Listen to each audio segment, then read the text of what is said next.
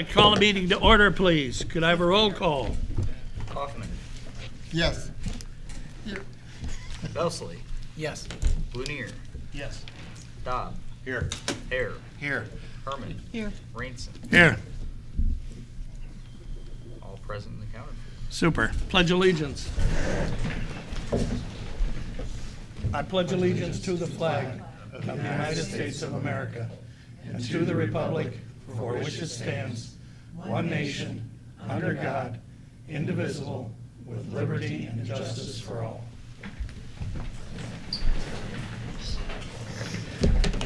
We have no public hearings today, nor do we have any presentations or special reports. Would anybody in the audience like to make a comment on anything? Would anyone in the audience like to have anything removed from the consent agenda? Would any of the trustees like anything removed from the consent agenda? Could I have a motion to approve the consent agenda? So moved. Second. Seconded by Tom. Call the question, please.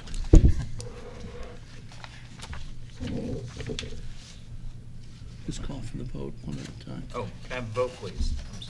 Start with, Belsley. yeah. Yes. Blunier. Yes. Dobb. Yes. Hare. Yes. Herman. Yes. Kaufman. Yes. Rainson. Here. I don't get to vote. First night. Those are rough days. We're trying to give you a, Doing great. I'm putting you in for a raise. We're trying to give Hey, you a all vote. right. I'm following my list here. I have one item that I would like to share. I would like to appoint Doug Schaffnet to the Police Pension Board for a 2-year term. Doug's an investment advisor. He's president of the Schaffnet Group, and he's a resident of Morton. He's a graduate of St. Ambrose University in Iowa. Doug's married to Christy Grimm and has 2 kids, Kelly and Ryan.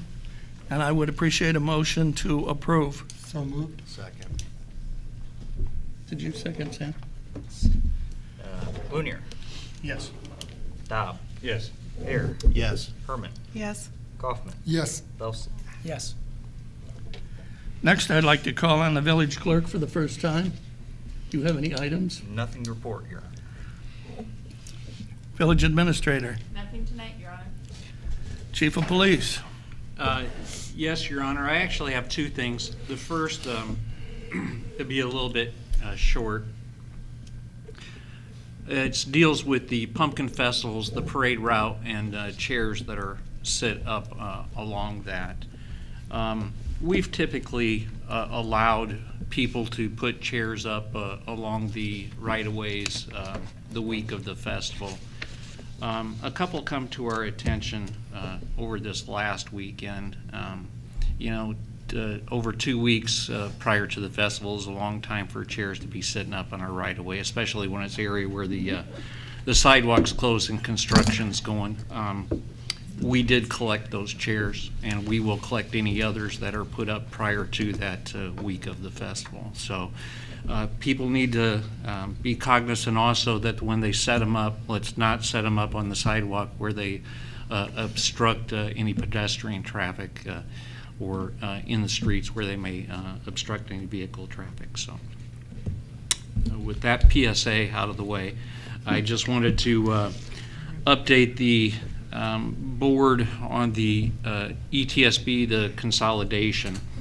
Here a few meetings ago, members of the Emergency Telephone Systems Board came here and apprised the board of the bill that required the consolidation of the public safety and answering points, the PSAPs, from a number of half or 4 to 2. Since that time, there had been a waiver put in, and the waiver isn't really like a waiver that it exempts you from doing it. What that waiver's purpose is merely an extension of time to complete the consolidation.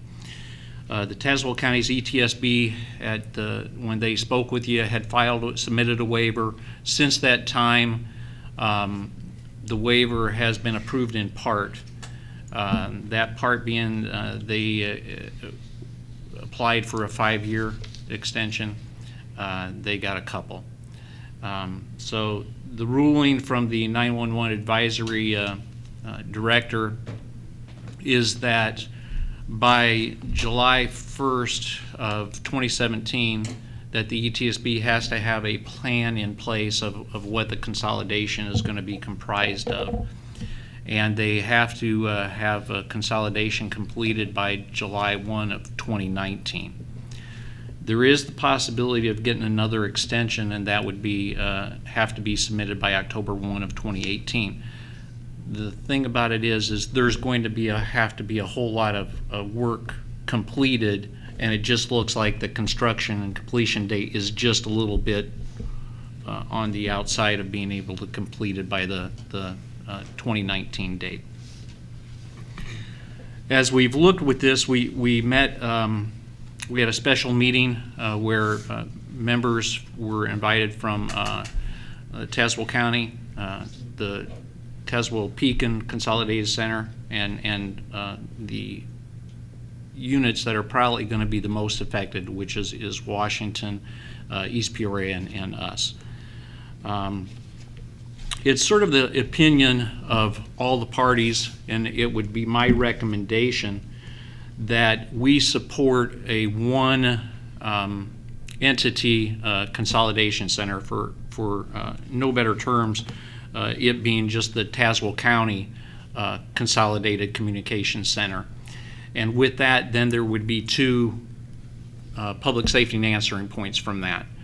What we would be looking at is how that would play out.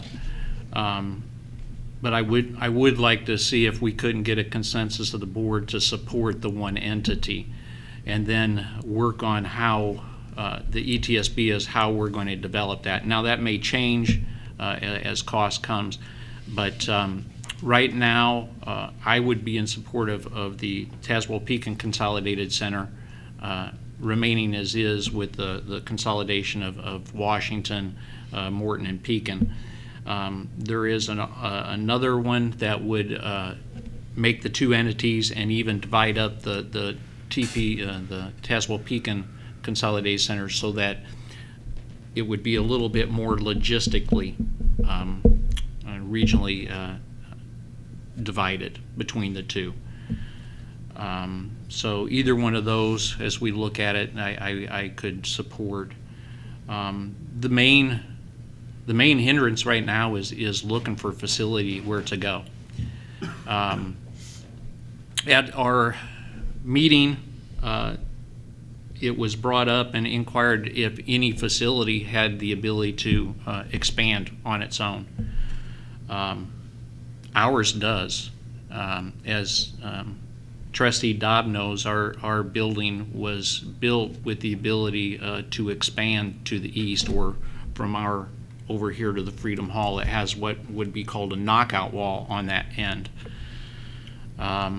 We have a dispatch center right now that accommodates 4 dispatch centers. We only have 2 in there, but it has the ability to put 4 units in there. I would think that if we at least would be able to complete expansion on our facility and being able to get that much more space, we should be able to do it. And when I say that, one of the things in the items in the plan on the waiver was that we, the ETSB, would like to see each site have 8 consoles, or the ability to house 8 consoles. The thought behind that is if one place goes down for whatever reason, that we could accommodate all dispatching out of the other one for the entire county. We have utilized our facility before. The Washington tornado, Washington lost theirs. They set up over here, and they were able to dispatch from here. Much the same way East Peoria did some construction work in theirs, and their consoles were down, and they came over here and were able to use ours. I would like to see the board at least give me the okay to at least start looking at some of that the ability of us to expand and see what the cost is. Just on its face, I think that expanding and building onto our building would be more cost effective to us as opposed to trying to build a new building. I So- think, I'm sure the trustees know this, but just for public consumption, the public should know that this is an unfunded mandate.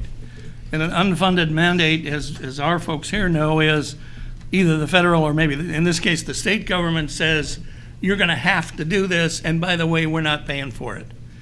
So this isn't something that the chief dreamed up or that the trustees and I came up with. This is something that the state said, you're going to do this. And before you comment on the chief's request, it is anticipated that the cost for any of this will be shared. That it isn't, we're not thinking in terms of Morton going ahead and paying for an expansion for East Peoria and Washington. We have no confirmation from the other cities, but they understand what's going on, and we just want to get some numbers together so we can go to them and say, here's what your participation's going to be. That would be correct. Yeah, I didn't want anybody to think we were just going to go out and build a new police station. And so that it's sort of clear with everybody, Pekin and Tazewell County, they don't have their own dispatchers. They actually contract with this entity, the TPCCC. They contract with them to provide it. With that understood, we would not have our own dispatchers. They would not be Village of Morton employees. They would be employees of this Tazewell Communications Center, and we would pay a fee for them to dispatch for us. There are pros and cons with them being in our facility. I believe it would be more cost beneficial to house them. It gives us 24 hours around the clock personnel in there and eliminates having to hire additional people to do that. One of the thoughts behind the whole bill legislation was effectiveness and efficiency and cost savings. The only agency is going to reduce any cost is like the ETSB. Instead of buying 4 things, they're buying 2. But they only do purchases of anything that is related to 911. Anything that's related otherwise is on the cities, and this is going to be not a cost savings, this mandate to our cities and villages. So This isn't just going to be a matter of building an extension on the police station. There's a lot of very expensive equipment to buy. You may recall that Tammy Conover came and made a presentation.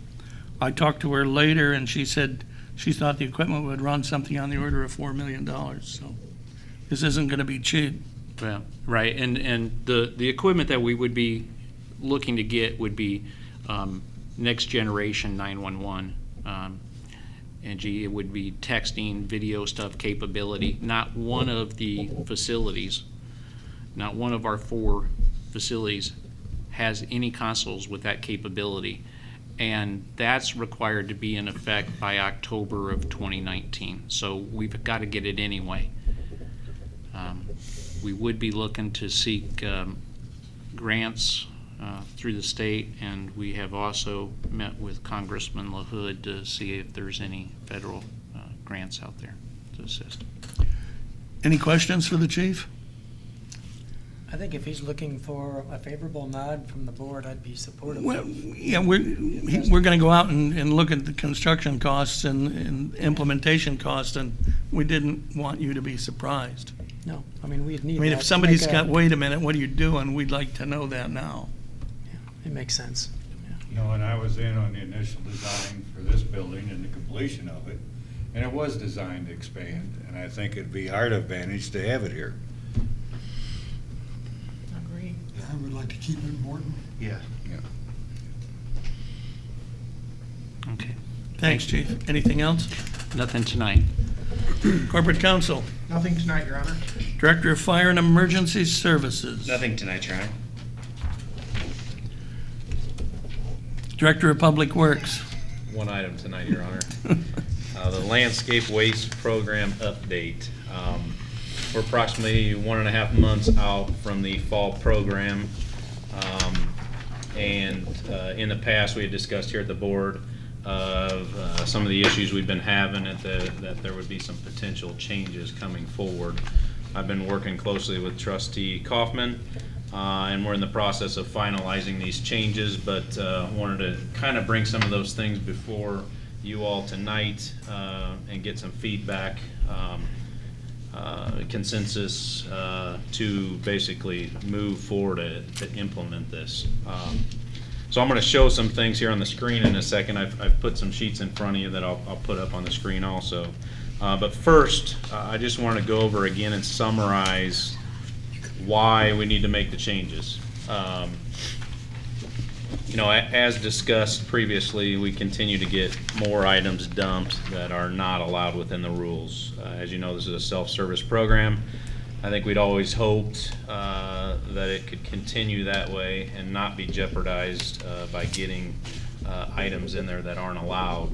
Unfortunately, a few are the cause of making us make some changes here. The items that are being dumped range from, you know, nuts and bolts, you know, even in like Folgers cans. These can cause injuries to the workers, damage the equipment. We're getting concrete, 2x4s, tree stumps, food, Christmas lights, on and on and on, and it seems that we've been getting more and more.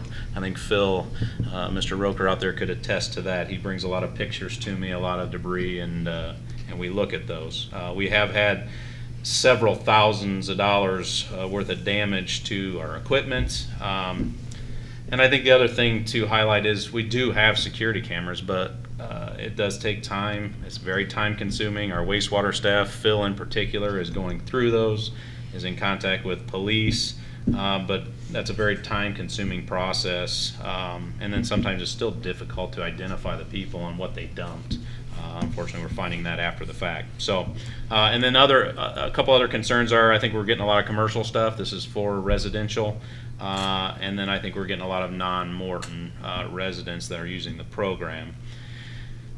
The other thing I wanted to highlight is, you know, as I mentioned those items, I think sometimes people don't realize what we do with this. So I want to take that time too to explain, you know, where does this stuff go? All landscape waste that is dumped out at the site is sent through a grinder. This is R&R Services, has been our contractor as of late. And that's where I say there is a concern for injury when we're starting to get some things in there that can't get through a grinder or will fly off as it goes through. But these things are grinded up and hauled away in trucks to be recycled by another user. So I wanted to highlight that we're recycling it.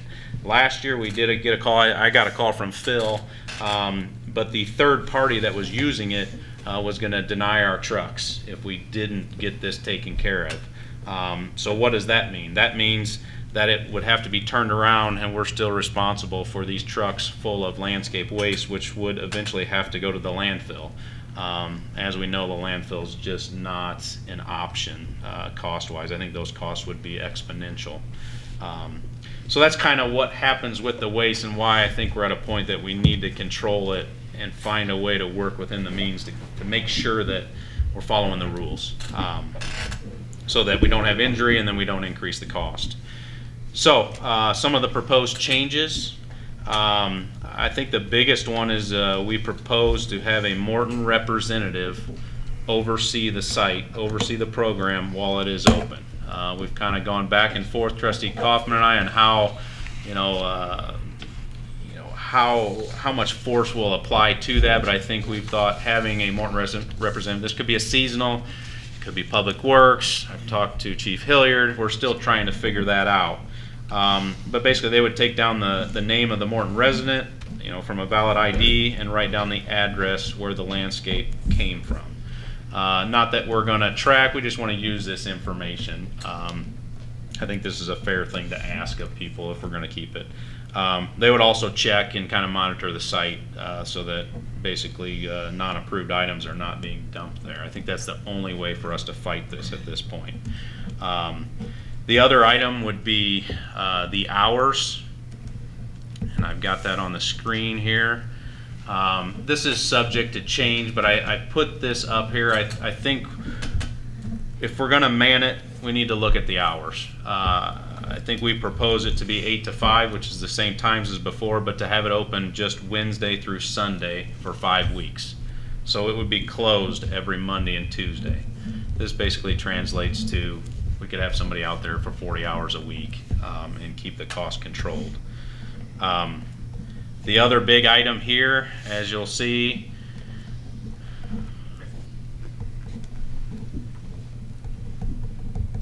no plastic bags are allowed right now, but no paper bags will be allowed. This is something we run into every year based on the third party, and it kind of goes back and forth as to what they want. We believe that if we just eliminate it now, it's just what needs to be done. We're going to find a point where this third party is not going to accept paper bags anyway. So the only items that would be at the site would be leaves, grass clippings, tree branches, no greater than 5 foot in length or 4 foot in diameter, and associated landscape wastes with that. So as you can see, and this is the sheet that'll be on the TV, the website. You know, no railroad ties, no commercial entities, no root masses, pet waste, on and on and on. So I think I just wanted to highlight that again. As far as what's allowed, it's just typically your landscape waste to basically supplement, you know, people's, you know, landscape waste on their property. This may not take care of everything. If you have a large tree that comes down, those sort of things. This is only to supplement that. We are also in the process of working on the site. Bear with me here. Craig, while you're shifting gears, you said, we'll talk about tree branches, you said 4 feet in diameter. I think you meant 4 inches. 4 inches in diameter. Thank you. Thank you. And also, Sorry. as far as the plastic bags and paper bags, you can bring your stuff out in them, just like you did before, but you have to empty the paper bags. You have to empty the plastic bag, so there's no concrete, there's no bolts in there, because that's where they're hiding a lot of that stuff. So you can bring it out in your paper bags, plastic, but you have to dump them, and there's gonna be somebody going back and forth, and we're gonna see what's there. Yeah. And Just then checks and you'll have to balances. take the paper bags with you and Correct. basically dispose of those at your house or at an off-site location. And when you mentioned checking for residences, I do know when I've been out there before, you see an awful lot of people turn in off of Broadway and turn in there. I've followed them all the way from Groveland to East Peoria, so we need to end that. It's because Morton citizens are paying the balance of around $30,000 that doesn't get covered by the $24,000 grant. Yeah, and as far as cost, right now we're at $40,157.72, and that goes through 2017. Those would be subject to go up if we don't do something about it. And we did get a grant, or in the process of getting a grant this year for $23,175. So currently, we're paying the net cost of about $17,000. I think putting a representative out there is going to be, you know, $3,000 to $5,000 cost if we use even a seasonal help out there. So on the screen, we've got the site there at 4th and Broadway. And as you remember, we worked with the I-74 contractor and have been working on a maintenance yard out there. So as a part of that, we thought, well, let's make this more efficient too. We do have a lot of issues down there as far as the current entrance, which right now, if you look at the screen, is basically this entrance right here. If you look at the arrow on the screen, that's the current entrance to the wastewater plant.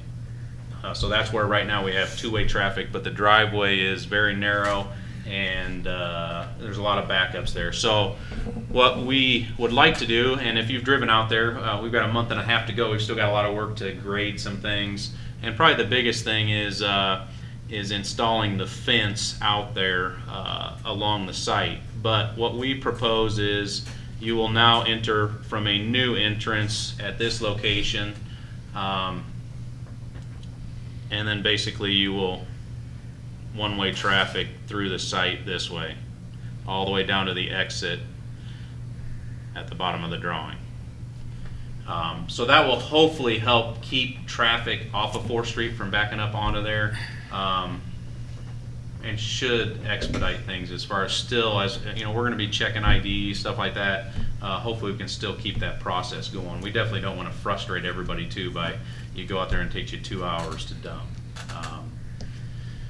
As part of that too, we intend to put up a new camera on the site there, and then I've got the green line on there where it says barrier. I just wanted to explain, we intend to, this green line here, intend to put some sort of barrier wall, something temporary that we have to kind of keep people out of the back of that site. But as you can see, I think right now we intend to use the current site. That's the current site on your screen. And then as we expand, we'll be able to expand to the north if we need to. And then this will also allow us flexibility with R&R to come in whenever they so choose to set up their grinder and hopefully expedite things there. Which they might do on a Monday and Tuesday, haul some out. Yes. And I think we actually figured out by doing it by these dates, we gained a week, didn't we? Yes. So By- while we just have it in the fall 5 weeks. So it would go through, I think the Wednesday of Thanksgiving, prior to Thanksgiving. So that'd be 5 weeks if we start Wednesday the 19th.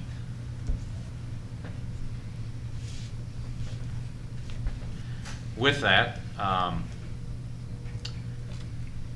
be happy to answer any questions. I guess right now I'm just kind of looking for some support to kind of make the final moves to put this in place so that we can start advertising and get ready. Any comments? I would take that as you might as well get going. Thank you very much. Question, what's the plan if someone pulls up in a pickup truck that's not from Morton? And That's a good question.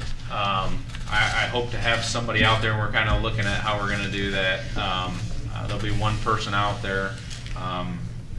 We would ask them to leave at that point.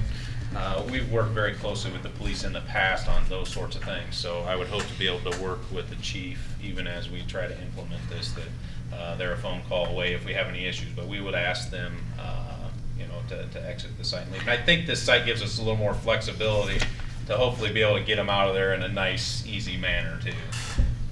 has there been thought to putting a sign at the entrance that says clearly what's expected, so they have the opportunity to just not get involved in it? Yes, and I didn't have that on here tonight, but we're kind of working on signage, obviously when it's open, when it's closed, those sort of things. But we'll have, and we've got some of those things out there on the gate.